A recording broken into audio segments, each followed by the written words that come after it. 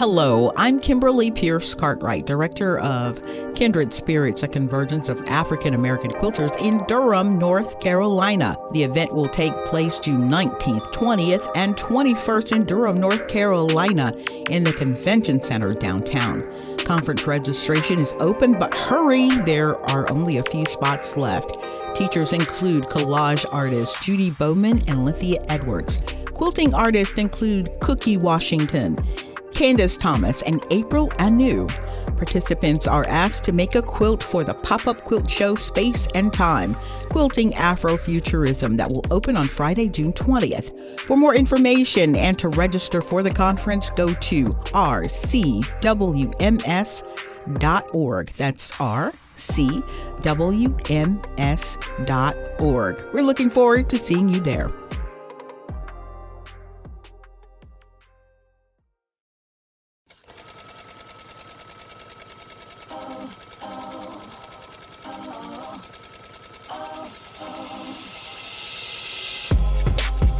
Hello, Stitchers. Welcome to Stitch Please, the official podcast of Black Women Stitch, the sewing group where Black Lives Matter.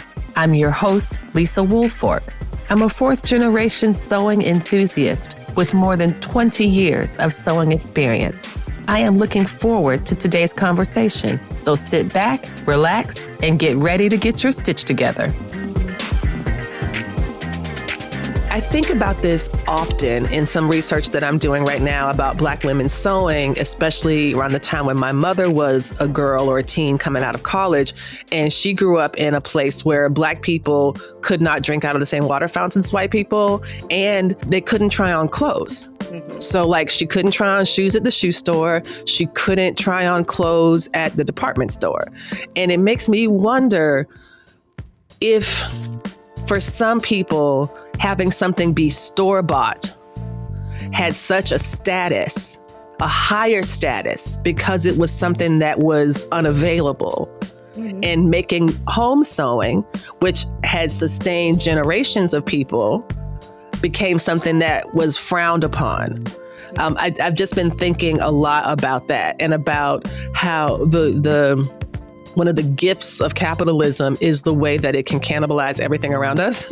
And the idea that somehow the way you express your civil rights and your freedoms is now you can come into our store and buy things. Yeah, I think that was a big part of it. And with our communities in general, like Black communities, dress and outward appearances were a big thing for a lot of generations. This has been going on for a long time. It's something that's been passed down. So in a sense, there's a lot of unlearning that's happening now, but it's going to continue to happen for us to really get to this point where we devalue this necessity to have the expensive things, the name brands, the department store things, the trendy things, the what's hot on the mannequin things, just to say like, I'm a person of a certain status and I made it, right? Because I think the real value and the real I'm a person status I made it is to have family heirlooms that are precious, that you can pass down and have forever in the family. So I think that we're returning back to that, but I just make sure to hold space for that and to not judge and to not condemn people for those practices, because a lot of it is inherent and we weren't taught. It was just passed down. It's not something that we decide on today. I'm going to be this person who does this thing, and we're not even always aware, you know? That's right. But, No, I appreciate that. And I appreciate the maturity that you bring to the topic and the generosity and kindness that you have. I sometimes fail to have that. I sometimes get frustrated. And I'm just like, listen, you are not going to be naked if you don't use Shein hauls. Shein hauls is not the thing that is keeping you from walking about naked in the streets. Yeah. All of this is not mandatory. These things are not mandatory. We have just made them mandatory. And so I appreciate your recognition that this is an unlearning process. And also as convenience becomes more incorporated into our daily life, convenience, like I want it fast, it's here, or I saw it here, but it was expensive, and now here's a copy that I can have tomorrow. Like that becomes something that you really, really get accustomed to. And inconvenience can sometimes feel a lot closer to oppression than it really is. And I think that another part of it too, which I make sure that I'm conscious of this when I'm teaching in workshops. I'm explaining to the people, I'm like, yeah, I want you to remember sustainability. I want you to remember this way of living where you're able to contribute in a way that is not, it's conducive to the environment around you. And so we're becoming more contributors than we are consumers. And that's how I phrase it. And I also am making sure, not only am I, because you can't just take something away from people, you have to give something. And, and so I'm making sure that I'm teaching them, you can afford these things because you can make it yourself. And here are some practices to get you started and some skills that you can have in your pocket to sort of craft and hone your own style, and then eventually get to a point where you are making your own clothing, your own wardrobe, and swapping with your friends if you don't want to, or taking things to get altered instead of just tossing them to the side, and just having more community and more conversations like this amongst people. But I make sure to tell people, I'm like, okay, my dresses are too expensive for you, fine. Like, let's teach you how to make a dress then, or let's teach you how to turn a t-shirt into a bag, or whatever the case may be. Like, there is entry for everyone. Like, I make sure that that's a point. I think that it's really generous and it's really healthy. It's really healthy because I think if, no one wants to be kind of preached at or told that everything they ever know is wrong, and you're behind the times, and, you're not going to reach people with that kind of punitive language, especially if they feel like they're going to get something taken from them. But when you can explain that, hey, you are becoming someone who's able to build what you need. You're becoming someone who can create. And you're going to extend your budget in some ways by not like reproducing or, just changing things up can be really helpful overall. I wanted to definitely ask you about your circular fashion strategies. Circular fashion is a thing, and I would love for you to explain that to us. Yes, so explain a little bit about circular fashion, and then I was going to ask about how the work that you've been doing helping companies and academic institutions plays a role in helping, in that. Yeah, so circular fashion strategies, that really just draws on my practice of consulting for folks and teaching them about textile waste mitigation and ways to sort of innovate with those processes. I do have somewhat of a background in operations, so, understanding supply chain, that sort of thing, so I can go into these companies, into these brands, and sort of audit their supply chain, so to speak. Talk to their warehouse employees, train them on having grading systems for dealing with textile waste. And then we can actually work together to create a program or training that specifically addresses their sustainability development goals for the year or however many years to come. So just being uniquely positioned to have that experience, having worked in the industry at so many different levels, and then having actually worked with a brand in the past where I was doing that work. So I have that unique experience to really provide those companies with that. So that really teeters on my consulting side of things. But then the way that it translates to higher education, like you mentioned, is that in the schools, having worked and taught high schoolers and different ages, I got into some curriculum writing and lesson planning, and teaching the students about how to incorporate sustainability into their fashion understanding. So I think a lot of fashion education is based on a linear cycle, right? So teaching them about closing the loop, that's when it becomes circular fashion, and telling them an understanding of material, right? So that's a big part of it. This idea that you need to create with raw material all the time, I think is a big part of it. And then connecting them to the sources of the material so they understand where things are coming from and really get that value and true connection to the process. So telling them like, hey, you don't have to start with this bulk of raw material. You can go and source things from places like Materials for the Arts or Fab Scrap, or your local neighbor or community member who's donating and getting rid of things and take the waste. So really reframing our minds and understanding and perspective to see textile waste as a material resource. So really closing the loop. That's what it really is. I love and appreciate that. And I'm glad that you're able to take some of your education, training, and experience and use that to help other people learn to create in ways that will be more sustainable. I'm going to ask you one last thing before the last question. And when we last spoke, I have got to tell you, and my friend Adrian, who also appreciates your work very much. Hi from Adrian. Hey, Adrian. We both were really struck by your episode back in the day, talking about I'm not sure what the system you were using, but it was basically that we all know that everything vibrates. Everything, all matter on this planet vibrates. You know, this cup is vibrating, you vibrate, I vibrate. The sounds of my voice are vibrating through the microphone to your ears, and you are hearing it.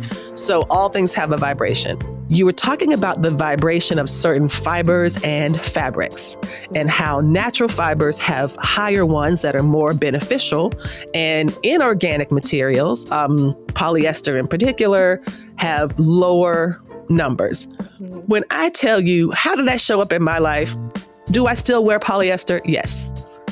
I am not a perfect person. Right. But let me tell you something. I make all my own draws. I make almost everything, but draws especially. One thing I changed was I always use a cotton liner in my draws now. And I refuse to sleep in polyester lined underpants. Yes. I do not know if this is helpful, or first of all, I am way past the baby making age. So like, I don't know what's going to happen to all my uteri and all my good stuff down there in my panty drawers. But for whatever's going to happen, I don't want it to happen. So I'm going to have cotton lined underpants. I have been doing that ever since you talked about the vibrations. I was like, Lisa, you know good and damn well you love you some stretch fabric, girl. Don't even listen. You about to you gonna squeeze them cheeks into this little tight ass leggings, and you're gonna need some polyester for it. So don't trip. But whenever I can and be mindful, I do. Can you talk about that system and why? Because I think that's also a bit part about the fabric alchemy. Can you talk about the fibers and textiles and the vibrational number system? And y'all, don't tell them too much for real, Mahdiyyah. Don't tell them too much, because they can go back and listen to your episode and find out all about it then. Right. But just for now, as a bit of an update. And are you still using that system and explaining it to others? Yeah, that system, actually the fabric alchemy system, is still the, foundation of my practice. Yes. The research that was attached to it was definitely primarily focused on understanding the vibrational frequencies of different fibers, and then how those fabrics interact with our body and our skin when we wear them. And so I always explain it and break it down to people as understanding that ancestors only worked with and wore certain materials, right? And obviously this was before polyester was invented and the man-made materials came into play, but they really benefited from doing things like healing cuts and scrapes with adhering linen to it, because linen contains the flax plant, and flax has oil and all these different things that are very similar to our own molecular structure and makeup. And then when you think about wool and our hair and all these things, right? So I explain it to people in that way, and I also explain it to people where, like we said, all things have a frequency and a fiber. So if living things have a frequency and a fiber, and natural materials come from the earth, they are considered plants and living things. So of course they would have a high fiber and vibrational frequency, whereas these things that are synthetic plastic or not living are going to not have such high of a frequency or fiber.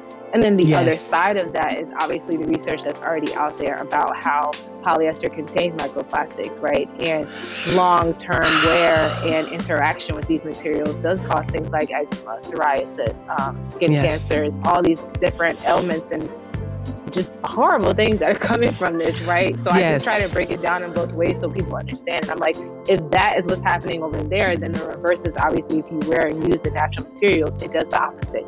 So that was phase 1 of the research, right? Phase 2 of the research was me connecting this to my understanding and accessibility of these materials in our neighborhood.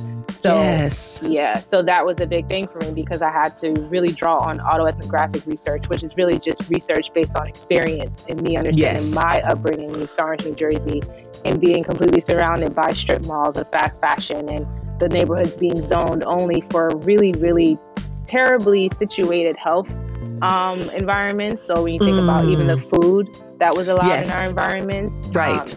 So what kind of grocery stores you get? Do you have grocery stores? Or are you at a food desert? Or do they imagine that, you pop up Dollar Trees and Dollar Generals and all of these places, which actually have been shown to undermine economically the places where they're located? Right. And so phase 2 of the research is me. Now I know the scientific background of these materials. Now I'm trying to understand why these neighborhoods are always only having access to these materials, and diving deeper into that and understanding what happens in economic development in those zoning meetings and privation, and figuring out how these companies and these brands and these types of materials end up in our communities and neighborhoods, but then also tying it to negative health impacts, and how historically a lot of our communities have had these negative like health screenings, right? Things like that. Yes. So it's all connected, and now sort of the driving force of phase 3 of the research, which I'm really excited to be doing with the Black Fiber and Textile Network, is putting action to that understanding and that information. And so now, working on figuring out how to get these natural materials back into these neighborhoods, and just putting that work in. So I'm in phase 3 now, and that's where that has taken me. So I'm excited about that. Phase 3 sounds incredibly exciting, and I'm really glad to hear about the Black Fiber Futures project. One of the conveners of that project was also on the podcast a few years ago, Teju, and I learned from her about the Jamaican lace bark tree, and she was like, it resisted colonization because they tried to take it to England and put it in greenhouses and they all died. Right. It's like the tree was like, I don't want to live here. No, I need to be in Jamaica. That's right. Can you talk about what it means to be among a coalition of creatives as you are with the Black Fiber Futures? Hey friends, hey, I know you're enjoying the audio version of Stitch Please, and thanks so much for listening. But you're missing out on all the great stuff going on behind the scenes. That's why I'm inviting you to join our Black Women Stitch Patreon. For as little as $5 a month, you can see all the video versions of the podcast. Plus, you get some amazing swatch cards. You know how much I love these swatch cards. Look, see how cool these are? You can't see them because you are not yet on the Patreon. So when you join the Patreon, you'll be able to see this, me showing you these amazing cards. We also have some great perks at the other tiers, like discounts, swag, office hours, and more. Don't be the last sewist in the group now. Head over to patreon.com/blackwomenstitch or click the link in the show notes and become a Patreon supporter today. We truly cannot do this without you. So thank you so much. Yeah, so in, I want to say, August of 2023, I received a Fiber Shed grant.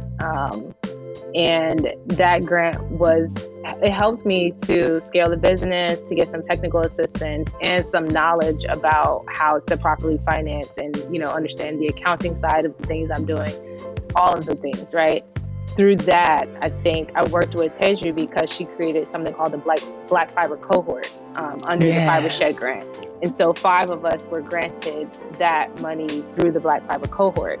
And then that was in August of 2023. And then the start of 2024, Teju then created the Black Fiber and Textile Network with Grace Harris.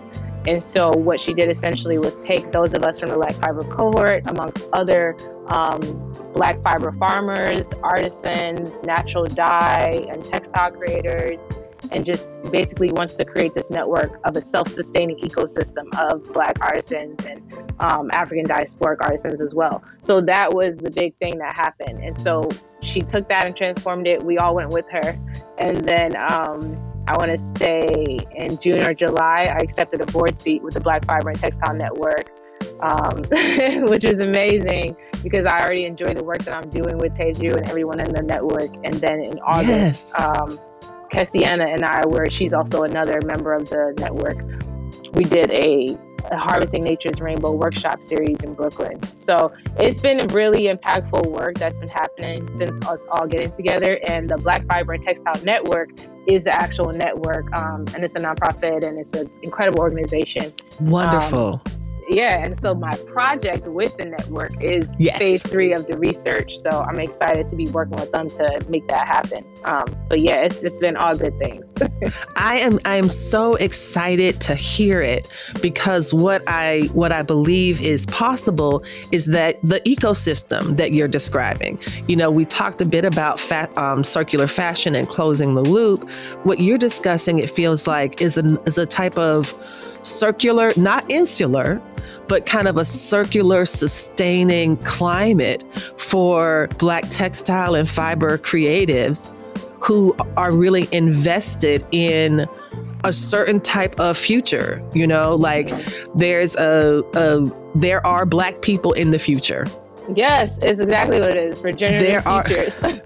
Yes, this is the way that you talk with local community members, the way that you are helping to help people unlearn and relearn and even reorient themselves in a positive way to nature, for example. And it's amazing because the network not only contains like fiber artisans or, textile designers like myself, but we also have actual fiber farmers. So like people like Tamika Peoples of Seed to Shirt is a part of the network, which is incredible with what she's doing there. And it's like, not only are they growing the cotton, but they're producing it. They have t-shirts, they have fabric for people, they have all these other things, right?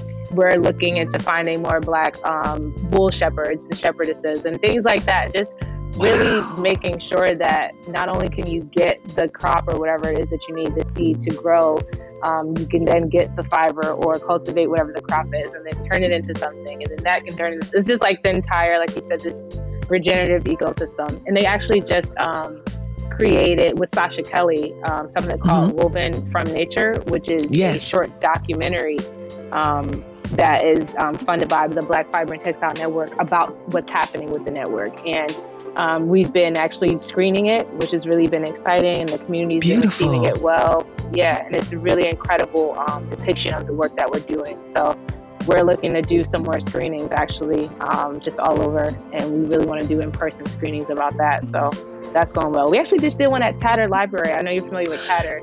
Yes. Oh, that is so amazing. That is so amazing. And the Tatter Library has some really amazing programs overall. I could spend the entire day in there. I mean, it's really, and I've never been in person. So it feels like when I need to have an extended trip to New York City so that I can get to the, because like I'm going to I'll go to Parsons or I'll go to the FIT Museum or fabric shopping and I have family there. So we'll stay and hang out. But I would love to go to see that. Every time I look up, I'm like, oh my gosh, wait, that's there? Wait, they're going to be there? I love that so much. And I really appreciate the fact that you are training us in what it means to be a possibility model and to benefit from them. Thank you. And so it really is a beautiful idea, and we need beautiful ideas. We need beautiful ideas because this is how we're able to kind of, pass on the intergenerational knowledge and to, do all of the things that help us as diasporic peoples in a climate that tends to be hostile, but also we don't have to think about it. Because we are working in community with these different resources and building these really sustaining and regenerative systems. So thank you so much for that. And we'll be sure to include the link to that program in the show notes so that folks can find out more about it.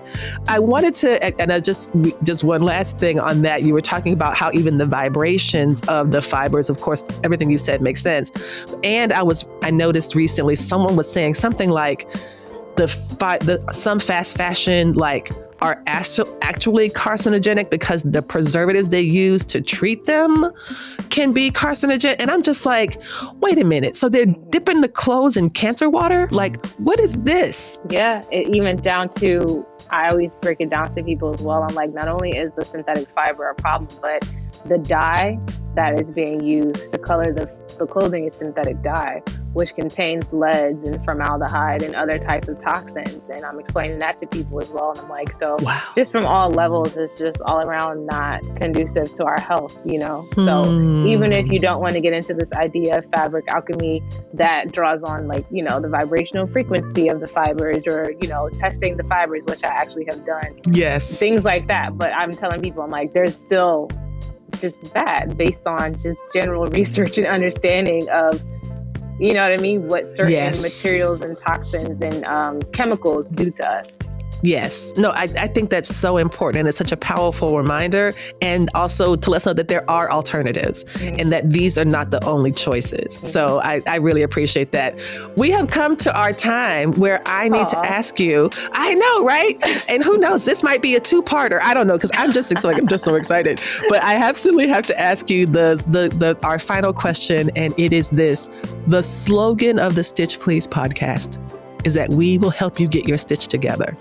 Mahdiyyah Muhammad, fabric alchemist, textile artist, and consummate amazing creative, what advice do you have for us to help us get our stitch together? My advice for us, because I always get my stitch together too, so I'm right there with y'all, but just continue to be open to learning and, continue to open to be unlearning and relearning and understanding. I like to compare this to the Ouroboros, which is a symbol of the snake eating its own tail, right? So just this constant evolution and regeneration, the phoenix, ancestral practices and traditions, just always remembering that, you're never too old to be a student and to become a baby in some aspect. So the minute we stop learning, we stop evolving and growing, we die, right? That's how I look at it. So I think it's important to continue to keep ourselves open to new ways of understanding things. But then also remembering and doing the memory work, right? Like the memory work is another aspect. We have to go back and remember how things were done, because I think within those methods and those teachings, there are tiny little gems and keys to how we can sustain our living in present time. Thank you. That is so beautiful. And on that note, we extend our heartfelt gratitude to Mahdiyyah Muhammad. Thank you so much for being with us today on the Stitch Please podcast. I am so grateful. Thank you, Lisa. You've been listening to Stitch Please, the official podcast of Black Women Stitch, the sewing group where Black Lives Matter. We appreciate you joining us this week and every week for stories that center Black women, girls, and femmes in sewing. We invite you to join the Black Women Stitch Patreon community with giving levels beginning at $5 a month. Your contributions help us bring the Stitch Please podcast to you every week. Thank you for listening. Thank you for your support. And come back next week and we'll help you get your stitch together.